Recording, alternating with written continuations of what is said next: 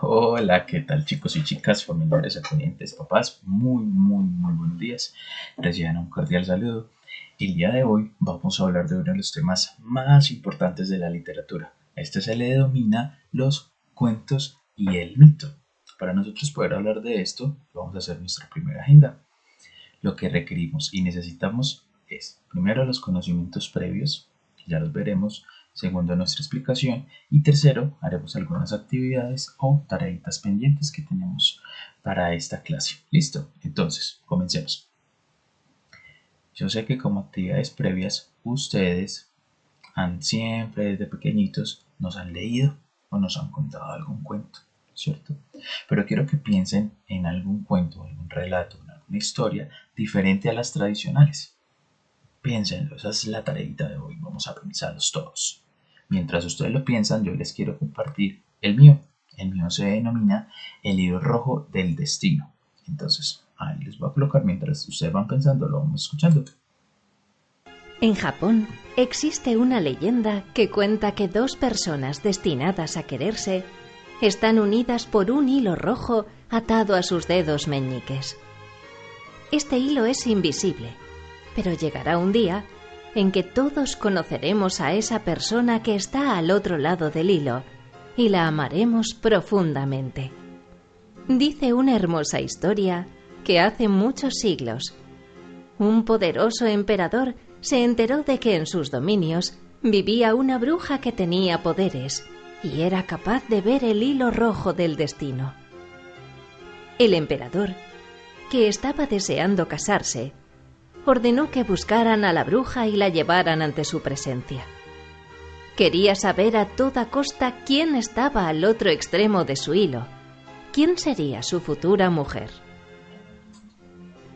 La bruja acudió al palacio, y gracias a uno de sus extraños brebajes, el emperador pudo ver el hilo rojo atado a su dedo. Comenzó a seguir el hilo, y llegó hasta un pueblo rural donde vivía gente muy humilde. Atravesando callejuelas, el hilo le condujo hasta el mercado, donde las mujeres vendían fruta y verdura, mientras sus chiquillos correteaban formando un gran alboroto. En uno de los puestos vio a una pobre campesina que amamantaba a un bebé, al tiempo que ofrecía en cestas la cosecha del día anterior. Asombrado, comprobó que su hilo terminaba en el dedo de esa sencilla mujer. «Señor», le dijo la bruja mirándole a los ojos, «como puede ver, hasta aquí llega el hilo rojo. Eso significa que su destino está en la mujer que tiene frente a usted». El emperador se enfadó muchísimo, pensando que la bruja estaba burlándose de él.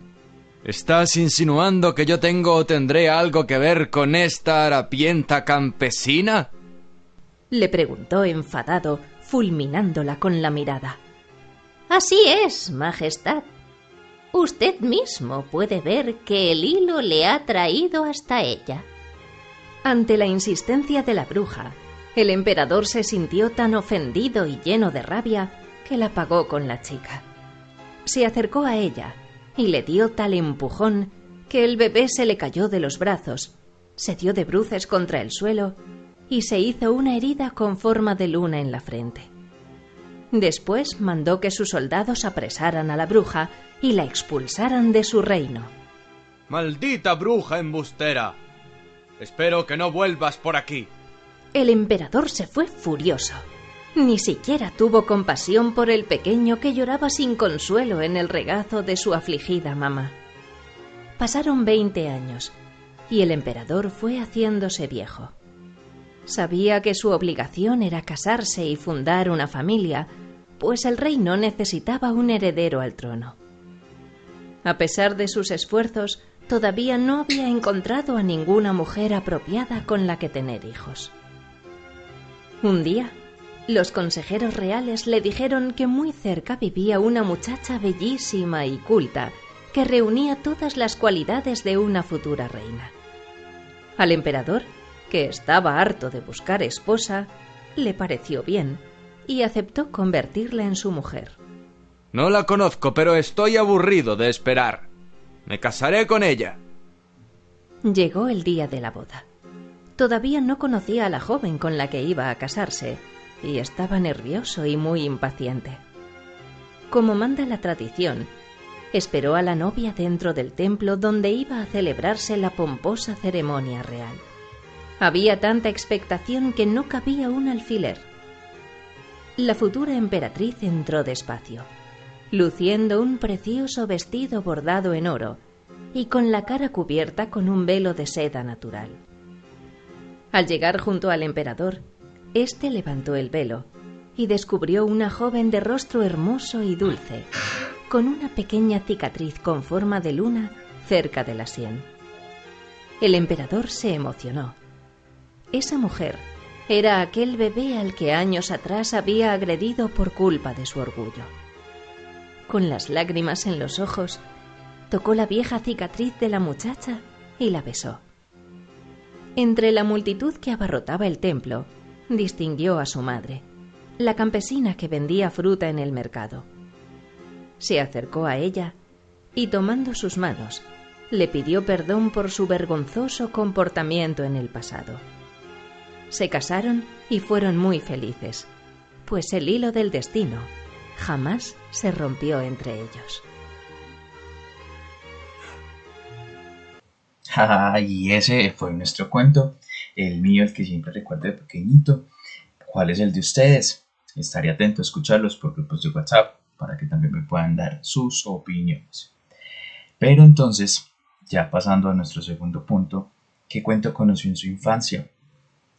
Diferentes a alguno. Todavía si le siguen pensando, les tengo entonces la segunda propuesta. Escuchen este, lo denominan cuento, mito o leyenda.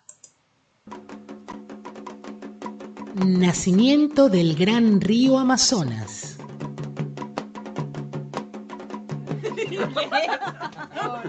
Hace mucho tiempo vivían en la selva dos hermanos. Eran huérfanos y los cuidaban sus abuelos. Trae un poco de agua para hacer la chicha. En aquel tiempo el agua era muy escasa. No había lagos, ni riachuelos, ni lagunas. Sin embargo, el único que sabía dónde encontrar el agua era el abuelo, pero guardaba el secreto muy celosamente. Nadie debe enterarse nunca del sitio donde brota el agua. Cerca de la casa había un estanque que todos los días amanecía rebosante, porque el abuelo lo llenaba en las madrugadas para que nadie descubriera su secreto. Trae el agua, mijo, para lavar las hojas de plátano. Estoy cansado de cargar agua todos los días.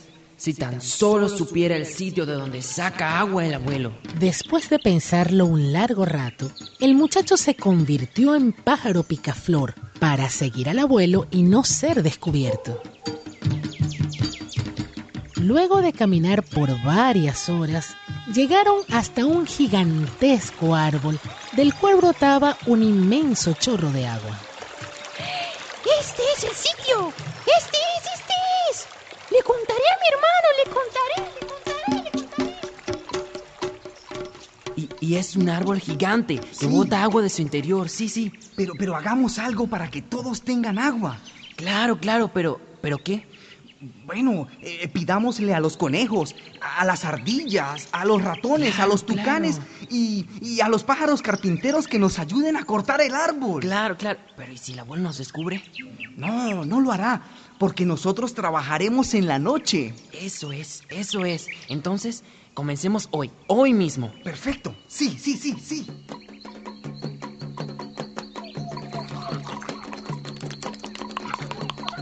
Los animales trabajaron toda la noche, pero el árbol era tan grande que no consiguieron terminar.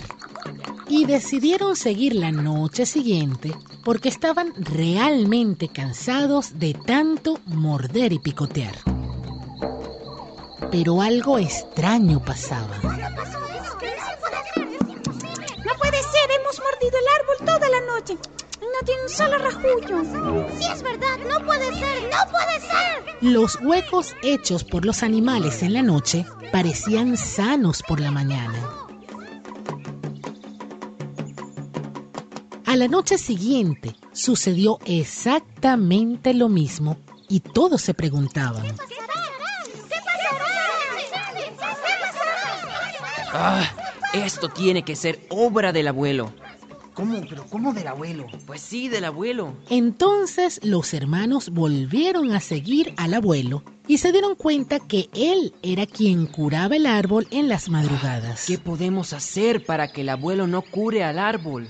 Pues debemos evitar que el abuelo pueda acercarse al árbol. Sí, pero ¿y cómo? Me convertiré en alacrán y... Cuando el abuelo se dirigía en secreto a curar el árbol, un alacrán lo picó en el dedo gordo del pie derecho. Así los animales, después de un gran esfuerzo, por fin lograron tumbar el gran árbol que contenía el agua.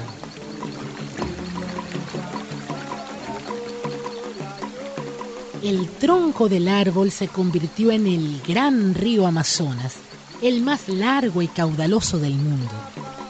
Sus ramas se convirtieron en sus arroyos y las hojas y las espinas en los peces de 1000 colores que nadan en sus aguas.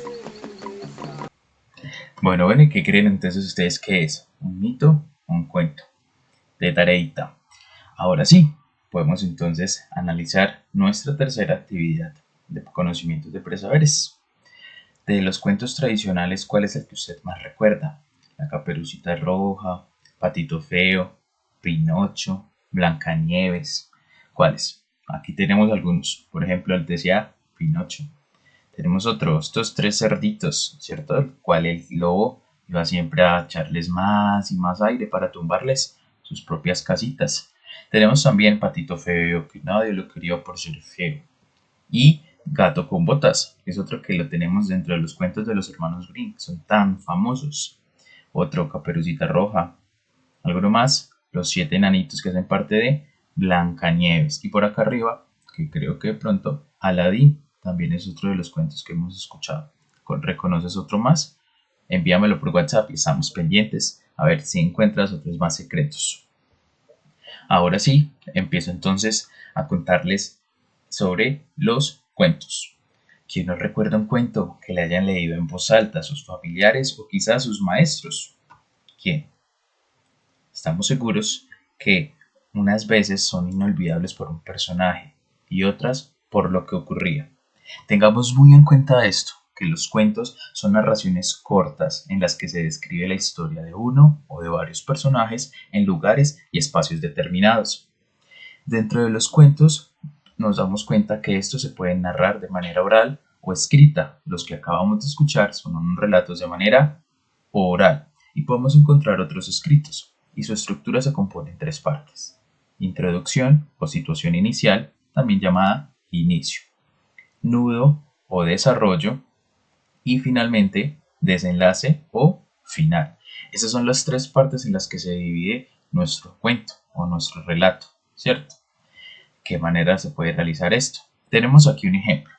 La rana que quería ser una rana auténtica. Vamos a empezar a mirar que la introducción es donde nos presentan al personaje y la situación principal que vive. Démonos cuenta. Había una vez una rana que quería ser una rana auténtica. Todos los días se esforzaba en ello. Al principio se compró un espejo en el que se miraba largamente buscando su ansiada autenticidad. Esa es la introducción. Vamos ahora al desarrollo. ¿Qué pasó en el cuento? Unas veces parecía encontrarla y otras no, según el humor de ese día o de la hora, hasta que se cansó de esto y guardó el espejo en un baúl. Por fin pensó que la única forma de conocer su propio valor estaba en la opinión de la gente, y comenzó a peinarse y a vestirse y a desvestirse cuando no le quedaba otro recurso, para saber si los demás lo aprobaban y reconocían que era una rana auténtica. Aquí ya podemos encontrar ¿Cuál es el nudo del desarrollo? La situación problemática o el conflicto en el que vive el personaje, que es poderse encontrar de una manera auténtica. Vamos a mirar qué sucedió, cuál es el final de esta historia. Un día observó que lo que más admiraban de ella era su cuerpo, especialmente sus piernas, de manera que se dedicó a hacer sentadillas y a saltar para tener unas ancas cada vez mejores, y se sentía que todos lo aplaudían, y así seguía haciendo esfuerzos hasta que, dispuesta a cualquier cosa para lograr lo que consideraban una rana auténtica, se dejó arrancar las ancas, y los otros se las comían, y ella todavía alcanzaba a oír con amargura cuando decía de qué buena rana, que parecía un pollo. O sea que nuestra ranita colgó los guachos. Entonces aquí nos podemos dar cuenta el desenlace y el final. Se soluciona el conflicto, que en este caso fue fatal, ¿cierto? Planteado en el nudo. Nos damos cuenta que en el nudo el problema era que quería ser aceptada, ser auténtica, y aquí, por ser tan fanático a ello, tuvo un desenlace catastrófico. Esto es la forma y la estructura que un relato o un cuento en este caso tiene: una introducción, un nudo y un desenlace. Posteriormente, también nos damos cuenta que algunos cuentos presentan secuencias narrativas problemáticas. Profe, ¿cómo así? ¿Problemas? Sí. ¿De qué manera? Pueden iniciar con el desenlace. A veces las historias nos cuentan primero el final, ¿cierto? Ya por donde vino el desenlace, para continuar y empezar la historia. Hay otros que concluyen sin una resolución del conflicto planteado, cuando uno queda, ¿ah? ¿Qué pasó? ¿Me devuelvo a ver si logro entender? Que queda uno como con ese sinsabor, si es que así terminó todo, ¿cierto? Y otra es obteniendo una secuencia de desorden que el lector debe reconstruir. Ahí es donde nos toca como investigadores empezar a volver a leer el texto, a volver a ver la película, a ver qué fue lo que pasó, qué me perdí, qué no entendí, ¿cierto? Esas son las 3 secuencias narrativas problemáticas que puede presentar un relato.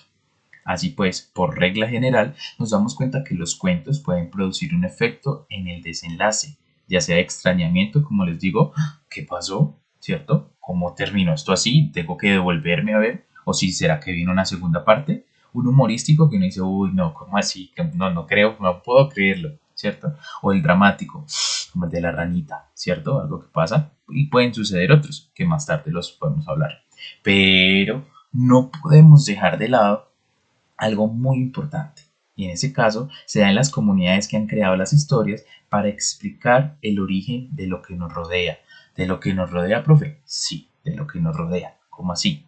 Estas historias reciben el nombre de mitos. El mito es un relato oral que explica el origen del mundo, por ejemplo, del sol, de la luna, del agua, ¿cierto? Por ahí vimos algo que nos decían que había nacido el río Amazonas de un árbol, y uy, no me lo puedo creer. Por eso son mitos, ¿cierto? Porque explican las realidades que lo componen y los seres que lo habitan, en ese caso de nuestros indígenas. Además, estos mitos orientan a las personas de una cultura acerca de las actividades cotidianas y el comportamiento que deben tener en su sociedad. Por eso estos mitos son tan importantes, porque en esas comunidades les permitían saber cómo debían comportarse ante esto, y por eso el respeto de los indígenas hacia los animalitos, ¿cierto? Y para nosotros, ay, no, es que un pájaro no hace nada. Para ellos sí, ¿sí? También, si ustedes alguna vez han escuchado que las vacas son sumamente sagradas en India y nosotros dicen que no las comemos, ¿cierto? Qué rica la carne a la plancha, ¿sí? Pero en otras partes, en otras comunidades, ¿cierto? Son diferentes las culturas, y esto también se da por los relatos. De esta manera nos podemos dar cuenta que las características que los mitos poseen son, vamos a analizar el primero, son relatos transmitidos de manera oral, es decir, contados de una persona a otra por los taitas son como los líderes de esas comunas indígenas, o los chamanes, ¿sí? Quienes los conservan en su memoria y les enseñan a los más jóvenes y a los más chiquitines. Los chamanes también constituyen la máxima autoridad en esas comunidades. Vendrían siendo como los jefes, ¿cierto? Nuestros papás en la casa, nuestras mamás, como ellos, vendrían siendo en esas comunidades. Y les están contando a ellos sus relatos, como vemos en la imagen. Eso es tradición oral. Analicemos la segunda. También sirven para explicar el origen de los pueblos y las transformaciones de la naturaleza. Les decía yo, la creación del mundo, ¿cierto? La relación de los humanos con su entorno, cómo me relaciono yo con las demás personas, o para aconsejar acerca de un comportamiento, para cultivar, cómo trabajar y entre otros. Si usted analiza la Caperucita Roja es un cuento que nos ayuda a eso, a no hablar con los extraños, ¿cierto? La mamá le decía, si te encuentras a alguien por el camino, no le hables, ¿cierto? Y en ese caso un extraño era el lobo, ¿sí? Entonces mira cómo el cuento nos decía a nosotros, hey, no le hables a los extraños, es una forma de cómo nos debemos comportar, ¿sí? Esa es otra. En ese caso también lo hacían los indígenas, también contaban sus historias. Y la tercera son textos simbólicos que representan personajes, animales, astros y son sucesos que relatan para tener un valor connotativo, es decir, simbólico. Cuando ustedes ven el sol, ¿ustedes en qué piensan?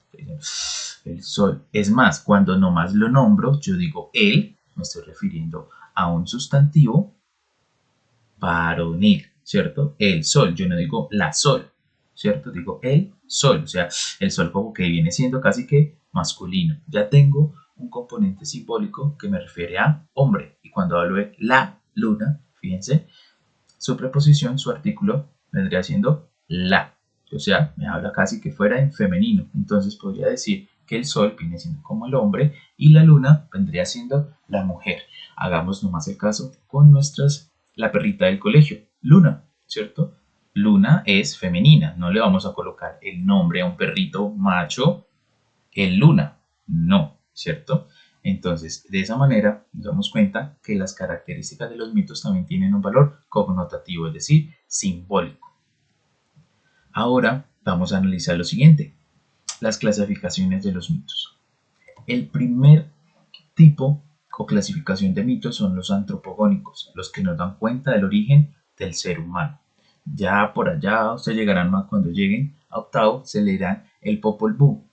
Dentro del Popol Vuh se darán cuenta que hay una forma de creación de cada uno de los hombres. En este caso vamos a analizar uno muy importante, que se llama Nal. ¿Nal? Sí, van a dar cuenta por qué se llama Nal. Los antiguos escribas dibujaban glifos para contar su historia. Los glifos encierran palabras. Aquí se lee Naal. Quiere decir maíz. ¿Por qué el maíz tenía su propio glifo? ¿Qué lo hizo tan importante?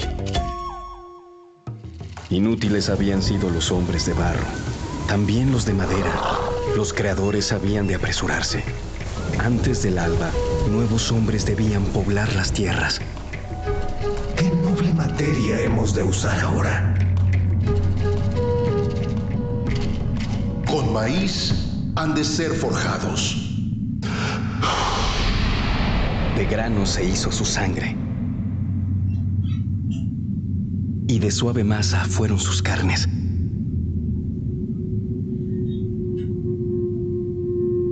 Estos hombres tienen alma, voluntad y sentimientos. Como dioses son. Eso no debe ser. Imperfectas serán sus miradas.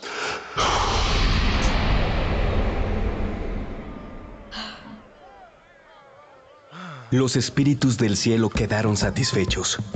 Los hombres de maíz vivieron y con sus cantos alegraron esta tierra.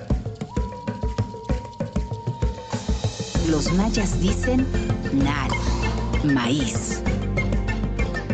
Así como se pueden dar cuenta, la literatura también nos ha servido para eso. Por eso, algunos creían que Nal había sido nosotros, los seres humanos, así como la ciencia tiene el origen, también la literatura también. En este caso, la cultura maya creía que los hombres, una tipología de hombres, fue hecha también de maíz.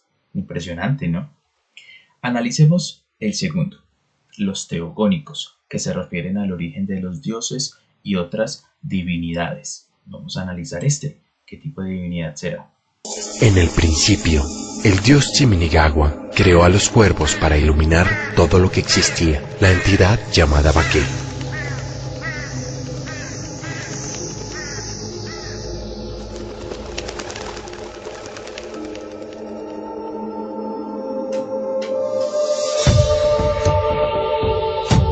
En ella, Chiminigagua como un rayo en forma de serpiente, descendió del sol a la tierra para dar origen a los padres de la humanidad.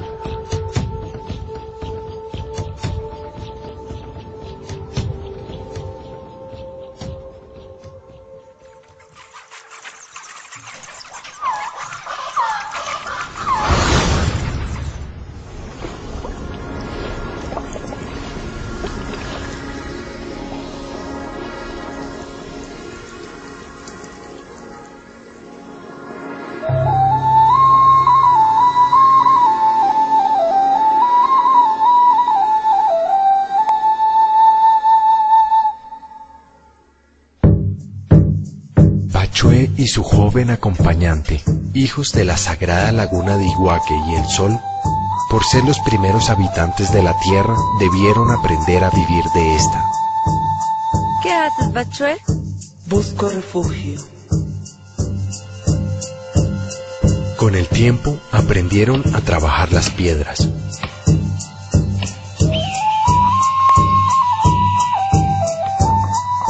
Manipular el fuego. Recolectar.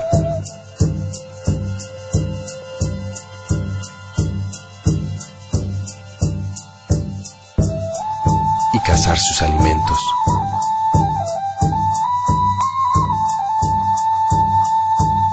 Habilidades que transmitieron a sus hijos, los muiscas.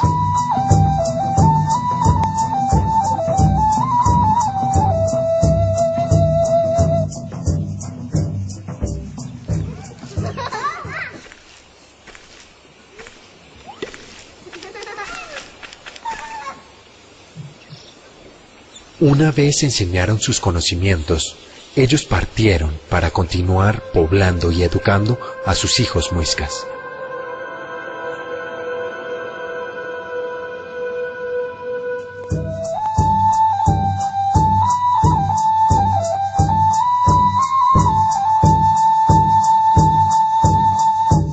Satisfechos por el progreso de sus hijos y tras haber recorrido y poblado el mundo, Bachué y su acompañante retornaron a su lugar de origen, la sagrada laguna de Iguaque, desde donde se despidieron del mundo, al que dejaron como legado la cultura muisca.